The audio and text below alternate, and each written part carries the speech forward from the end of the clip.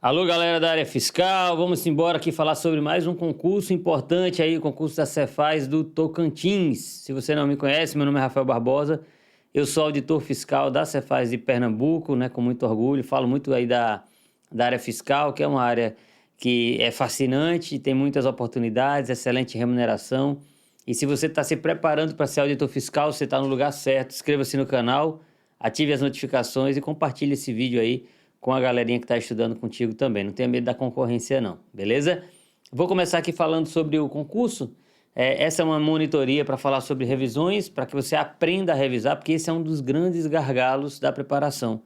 A galera às vezes quer estudar só vendo teoria ou só fazendo questões e esquece que a gente tem um tripé aí que deve ser respeitado, né? O tripé da aprovação é teoria, questões e revisões. A gente tem que estar alinhado sempre com essas três dimensões, tá? No método 4.2, que é um método de aprendizagem objetivo, a gente vai enxugar muita coisa para que você consiga andar mais com a teoria sem deixar de revisar. Mas vocês vão ver aqui que as revisões elas são feitas a partir das questões, tá? E você não vai precisar criar resumos, grifos, mapas mentais, flashcards, inclusive nem vai precisar usar essas coisas, tá? Você vai só estudar mesmo, colocar a teoria para dentro via PDF, videoaula, fazendo questões, testando em questões e revisando aquilo que errar. Eu vou explicar para vocês aí com calma mais para frente, beleza? Quem tiver interesse em fazer o acompanhamento individual, ser meu aluno, ser meu coach, venha-se embora. O método 4.2 tem um acompanhamento individual próprio, o link está na descrição do vídeo. Só clicar e falar com a nossa equipe de atendimento no WhatsApp, tá? Mas bora lá. Então a gente vai falar sobre o concurso da Cefaz Tocantins, tá? É um concurso, né, que é bem parecido com o meu. O meu concurso eu fiz em 2014, minha prova foi em 2014. O anterior tinha sido em 1992. Então, esse aqui bateu o recorde, né? 30 anos sem concurso.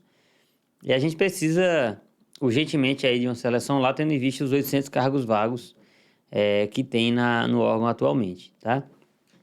É um órgão, para quem não entende, né, a divisão da área fiscal, se você é iniciante, é um órgão que compõe a estrutura de arrecadação dos fiscos estaduais. Cada estado tem seu fisco estadual, cada município tem seu fisco municipal, tem município que não exerce a competência tributária e acaba não tendo os menores, né? E tem o fisco da União, tá? Muita gente se pergunta, professor, o que é que vai acontecer com a reforma tributária? Será que vai acabar? Não vai ter mais ISS? Não vai ter Cefaz porque não tem ICMS? Não tem nada disso. Todo mundo, veja, todos os entes federativos, o Estado de São Paulo, o Estado de Pernambuco, o município de Florianópolis, de Goiânia, todos eles vão continuar tendo seus auditores porque eles precisam fiscalizar a entrada de recursos e fazer com que ela de fato entre. O recurso venha para o seu caixa. Então a gente não vai, a não ser que a gente tivesse uma dissolução da federação e tivesse uma extinção dos entes federativos, né? Aí a gente não teria fisco, mas a gente está falando de um órgão, né, que tem uma competência que mantém toda a estrutura do Estado. Sem dinheiro o Estado não consegue fazer nada, não paga a escola, não paga o hospital, não paga a polícia.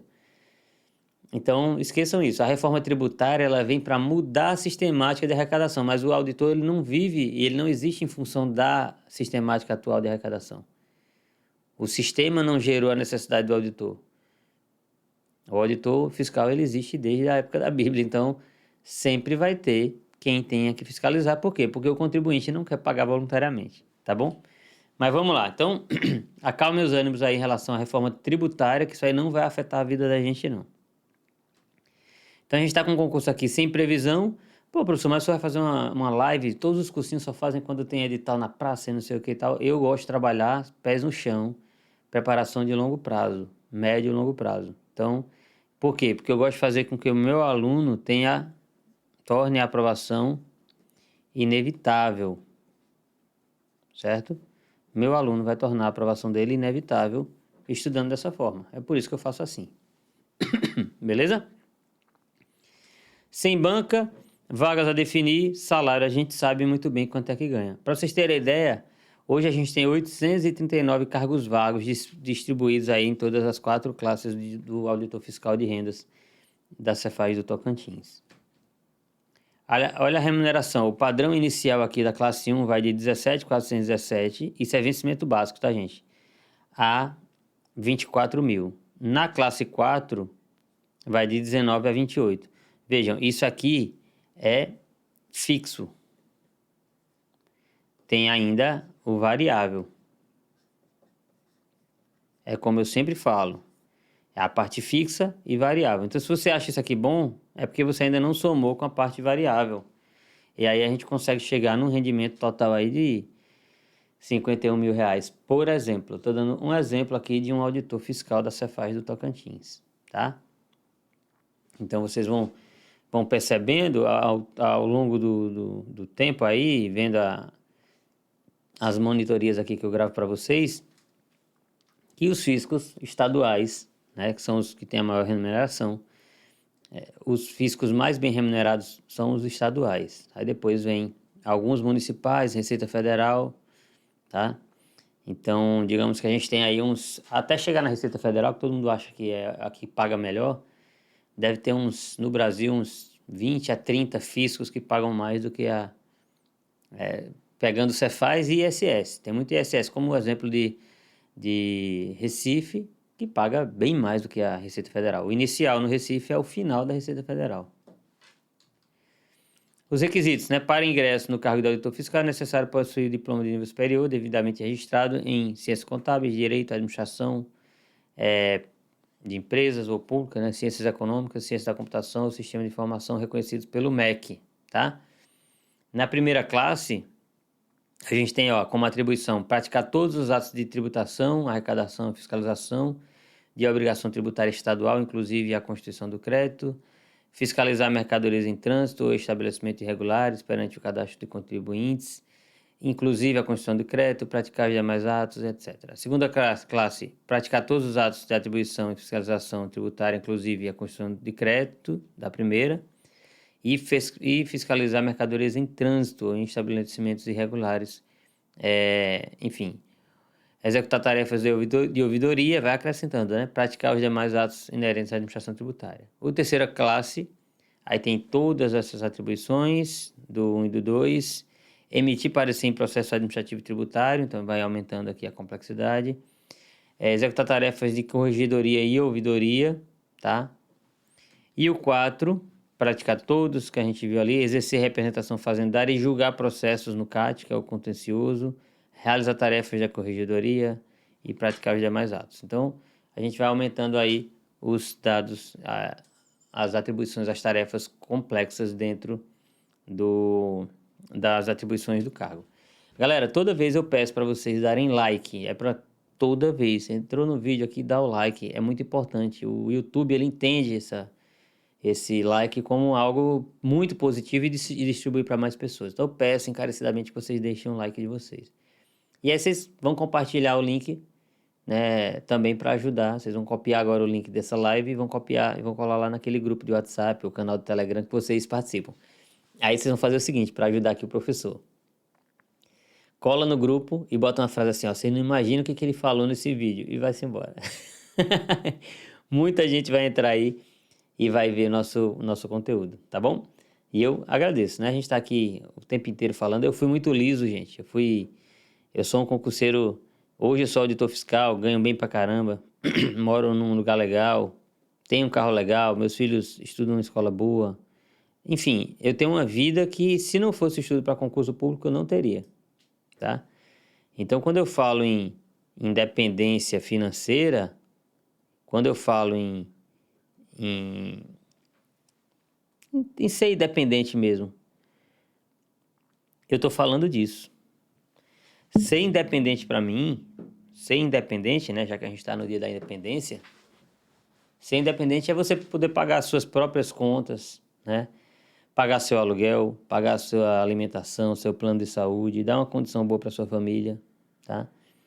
Eu, graças a Deus, com 18 anos eu já estava aprovado já. Com 18 anos de idade eu já estava no meu curso de formação do primeiro concurso que eu passei. Mas eu tive um estalo para fazer concurso muito cedo, justamente por isso, porque eu vi aqui na minha família, você não tinha muita perspectiva, né? Os trabalhos eram trabalhos informais ou Enfim, não tinha uma remuneração boa, não tenho uma referência de um auditor na minha família, de um juiz, tá? Eu tenho como referência meu avô em cargos públicos, né, que eu via a qualidade. Meu avô, que era professor da rede estadual e na década de 60 foi militar e falava muito, por isso que eu fui ser militar. Eu fui tudo que meu avô foi. Eu fui militar porque ele foi, eu fui professor porque ele foi. Então eu trilhei muita coisa aí, foi uma inspiração para mim mesmo. Ele é vivo ainda, graças a Deus. O outro foi um marido da minha tia, né, irmã da minha mãe, que é PRF. E aí sim, esse cara ganhava dinheiro. Ganha ainda, né? Ele é vivo também. E aí eu tive como referência, pô, a gente era muito pobre e os caras tinham uma vida muito bacana. Então, assim, isso me acendeu para o fato de eu ter que estudar, para ter uma renda, para ter uma... Então, eu fui fazendo a minha história assim. Por isso que eu falo sempre assim, quer ser independente? Passa no concurso público. Eu sei que empreender é legal, mas empreender exige grana, exige aporte, exige... Não é fácil.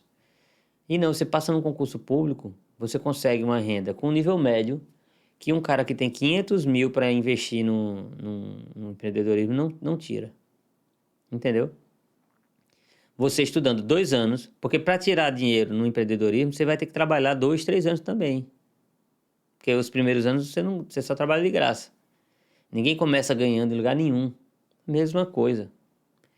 E aqui no mundo dos concursos. Então, assim, coloquem isso na cabeça de vocês, que a melhor independência, a independência de vocês, ela virá através dessa aprovação, dessa posse nesse cargo. Tá? No cargo que vocês almejam. Independente do cargo que vocês almejam. E aí eu consegui, ó. Fui independente passando com 17 anos no Exército, e aí fui ser sargento do Exército, pronto. A partir dali eu tinha independência financeira. Eu pagava meu aluguel, minhas contas, ninguém dizia o que eu ia fazer. E aí eu comecei a ter mais margem para fazer outras coisas. Aí eu destravei completamente a minha referência geográfica, abri para o Brasil inteiro e fui fazendo concurso, né? Então, eu tive 3 temporadas de concurseiro, fui nível médio, fui analista e hoje sou auditor. Então eu estou no 4º cargo. E esse primeiro emprego meu, que às vezes você quer ser auditor fiscal, quer ser juiz, quer ser procurador, mas esquece que você tem que pagar suas contas primeiro e que não impede, trabalhar não vai te impedir. O método 4.2, ele serve para mostrar para você que uma pessoa que trabalha, que tem várias atribuições, que é mãe, consegue passar no concurso público. Às vezes não consegue naquele maior de primeira, mas passa em um, aí já melhora a condição da vida e vai passando em outros até chegar lá. Eu sou exemplo, eu estou no 4º cargo. Passei em 12 concursos, estudando, fazendo estudo incremental direitinho, com calma, sem me estressar. Eu falo sem me estressar, claro que teve estresse, mas assim, sem me desesperar, ok? Então foquem nisso, foquem em estudar para passar no concurso de vocês. Feriado, final de semana é dia para tirar o atraso, para correr atrás aí da aprovação, beleza? Então vamos lá, falar aqui sobre o último concurso, né? Como eu estava falando aqui, foi em 93, teve para agente auditor, foram 720 vagas, nível médio superior, e foi a Uniteams. Aí vejam, olha como é tão antigo que a gente tem aqui uma folha de papel machê. As disciplinas do último concurso, tá? É o que a gente tem aí sobre o último concurso da Cefaz Tocantins. A gente teve para auditor português e matemática, peso 1, geografia, história, direito tributário, peso 2, contabilidade geral, peso 2, legislação tributária, peso 3 e organização fazendária e técnica fiscal, peso 3 também. Para agente fazendário, português, peso 1, história, geografia e noções de direito tributário, peso 1, noções de legislação tributária, 3 e noções de organização fazendária e técnica fiscal, 3. Aí eu vou trazer aqui um comparativo entre cargos de auditor de concursos, né, da área fiscal, só para você entender uma coisa, veja. Aqui a gente tem um edital muito antigo. Aqui a gente já tem edital de 2021, né? Acho que é 2021 aqui. Acho que aqui foi 2014. Se eu estiver enganado, me corrijam depois. Aqui foi 2021 também. E aqui foi 2014. Vejam, a gente tem, a partir de 2014, nos últimos 10 anos, a estrutura dos editais de área fiscal não mudou. Se você pegar esse edital aqui e começar a estudar agora, você vai estar preparado para fazer o concurso da Cefaz Tocantins. Sem sombra de dúvida. O comparativo é para mostrar para vocês que há uma relação e uma estabilidade muito grande, que mesmo aqui nessa época, tributário, contabilidade geral, legislação, isso aqui é administrativo, e técnica fiscal é auditoria. Você já tinha uma base boa dentro dessa base maior. Claro que bem diminuta, né? Matemática ninguém cobra hoje, tá? Então, história e geografia, quando tem, é porque está na lei do cargo. Desculpem a tossida aí. Então, vejam, quem se prepara antecipadamente já sai na frente, porque se você pegar agora, a Cefaz DF vai ter cargo, 250 vagas agora. Já estão solicitando. Cefaz DF está autorizado. Desculpa, Cefaz do Rio, 50 vagas. Cefaz do Acre está com banca definida. Entendeu? Então, assim, são concursos, são editais que vão aparecer, surgir aí no teu horizonte, que você pode ir fazendo e se preparando para o concurso da Cefaz Tocantins. Pode ser que você faça como o Otto fez. Me contratou para um concurso, passou na Cefa do Pará e quando viu o primeiro salário, parou, né? Não precisou mais se estressar com o estudo. Beleza? A gente está na monitoria para falar sobre revisão. Por que eu tenho que revisar? Vejam, eu sou anti-24730, tá? Aquele modo 24730, para mim, não serve, que é baseado na curva do esquecimento. Por quê? Porque esse estudo, que é um estudo experimental, não é um estudo científico, ele desconsiderou a influência do reestudo no processo de aprendizagem, ele é muito antigo. Ele acaba reforçando muito a revisão e esquecendo que é mais importante do que revisar é estudar de novo. Só que na época do ensaio, por que só existia revisão? E a revisão, o conceito de revisão para ele era como se fosse o reestudo, tá? Só que a gente não consegue revisar com a velocidade que ele revisava, porque ele estava revisando sílabas. A gente estava estudando assuntos complexos. Cada assunto nosso, ele decorou 2.000 sílabas em 6 anos. A gente tem que estudar 500 assuntos. Um assunto tem 20, 30, 50 páginas. Um assunto. A gente tem 500. Olha a diferença. Então, a gente tem que ser objetivo, focar no reestudo. Para focar no reestudo, eu tenho que enxugar a revisão, porque se eu for fazer 24, 7 e 30, vê só, se você tem 4 horas e meia por dia e vai estudar com 24, 7 e 30, vamos supor que você tem 4 horas e meia. Você estuda 3 matérias hoje. Aí, ó, amanhã você tem que revisar 3 para estudar as 3 do dia. 7 dias depois você tem que revisar as 3 de ontem, as 3 de 7 dias atrás para estudar a matéria do dia. A partir do 30º dia, você tem que fazer a revisão de ontem, de 7 e de 30. E aí você vai fazer 9 revisões para começar a estudar as 3 matérias do dia. Você não consegue mais avançar. Não dá tempo mais de estudar. Certo? Então, vejam, dentro da minha metodologia, fazendo a analogia dos pregos aqui, ó, imagina que tua cabeça é uma parede branca. A gente vai pregando os pregos a cada meta, a cada semana. Preguei esses pregos aqui nessa semana, na meta 1. Agora, o que eu vou fazer? Eu vou balançar cada um deles. Como é que eu balanço no método 4.2? Eu faço questões de teste lá no site de questões. Todos estão ok, menos esse. Eu vou revisar esse aqui, fazendo o reestudo dele. Na verdade, o reforço de estudo, né? A revisão. E aí eu vou trabalhando nos outros pregos da outra semana. Poxa, aí eu preguei mais outros pregos, vou fazer a análise. Todos estão ok, todos. Tem alguma revisão a ser feita nessa semana? Não. Por quê? Eu só bato de novo quando o prego está balançando. Se o prego estiver fixo, eu vou para frente. Porque se eu bater demais, eu posso empenar o prego. Entenderam? Então, assim, eu quero que vocês trabalhem a mentalidade de vocês para desenvolver essa expertise, digamos assim, de fazer o estudo de uma forma objetiva, sem gastar muito tempo com revisão, para poder caminhar e bater o edital mais rapidamente. Mas a revisão nossa vai servir para quê? Para reforçar os pontos que se mostraram frágeis nesse teste que a gente faz toda semana. No método 4.2, toda semana vocês testam o que estudaram na semana, certo? E esse teste é a nossa revisão sistemática, que é o nosso feijão com arroz, né? Você não pode fazer nem mais nem menos. A gente tem que ser metódico. Estudo 4 dias a teoria, em 2 dias eu faço os testes para revisar o que eu errar. E a gente vai fazer essa revisão a partir das questões. Então eu faço as questões, vejo os comentários, só vou no PDF, ainda mais se você estiver usando o TEC, só vou no PDF se o comentário da questão não tiver excelente, como sempre está, geralmente está, tá? E aí a gente vai procurar dar mais atenção ao que realmente interessa. Por onde é que eu vou revisar? Eu vou revisar, né, questões de teste como sinalizador. Como revisar e ver de novo, eu vou nos comentários das questões. Não sendo suficiente, eu volto no próprio material de estudo. Se for videoaula, volto na videoaula, não tem problema. Eu estou focando só no que eu errei, olha como eu estou sendo objetivo. Aí aqui eu vejo que a necessidade de fazer um resumo é zero. Porque o resumo você faz antes de saber se vai errar. Então eu não preciso resumir toda a matéria para depois, para depois nem usar. Tem gente que resume a matéria inteira e depois nem volta naquele material. Perdeu tempo. E vocês têm que pensar o seguinte, ó. Se vocês gastarem 3 horas para fazer um resumo bom, contando com a produção e os ajustes depois, 3 horas, que é geralmente isso.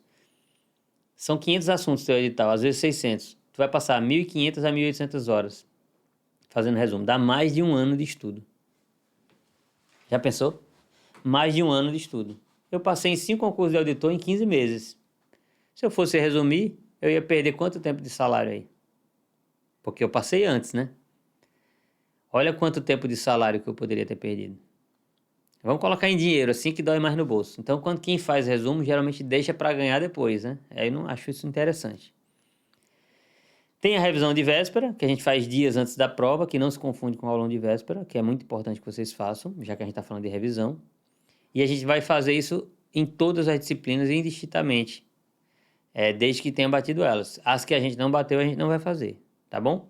Nesse caso, a gente pode utilizar a estatística quando não der tempo, para poder bater pelo menos, né, naquele caso de você ir para uma reta final, para uma prova sem ter batido o edital todo. A gente pode focar naquilo que é mais importante. Mas é como revisão de véspera, no estudo nunca, no estudo nunca. E é a revisão de véspera que vai evitar o branco na hora da prova, tá? O branco na hora da prova. Falando sobre o método 4.2, tá? A gente vai trabalhar o método 4.2 assim, ó. Ó. Imagina aqui, ó, segunda, terça, quarta, quinta, sexta e sábado. 4 dias de teoria, 2 dias de revisão. Teoria. Onde é que eu faço a teoria? PDF ou videoaula, mais questões de fixação. Porque a gente sempre vai fazer questões de teoria, questões de fixação depois de ver a teoria, para ver como é que pode ser cobrado. E nos dias de revisão a gente testa e revisa o erro. Dando um exemplo para você, imagina que eu vi mandado de segurança aqui, e aqui eu vi habeas corpus. Dando um exemplo com constitucional. Eu vou ter feito aqui 10 questões de fixação, e aqui também 10 questões de fixação. Quando eu for revisar o grupo A, aí eu vou fazer 15 questões de teste de habeas de mandado de segurança, certo? E 15 questões, eu coloquei F aqui, mas é teste, questões de teste de habeas corpus. Pronto. Se eu acertar as 15 de questões de teste de mandado de segurança, que eu vi só na segunda-feira e aqui eu estou na sexta, eu não preciso fazer revisão mais.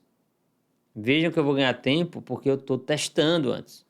Agora, eu testei habeas corpus, que eu vi na quarta, e fui mal, aí eu faço um reforço de estudo aqui no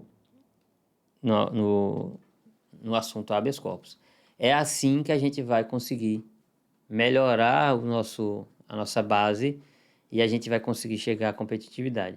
Se você estudar do jeito certo, você consegue tornar a sua aprovação inevitável, tá? É só estudar do jeito certo.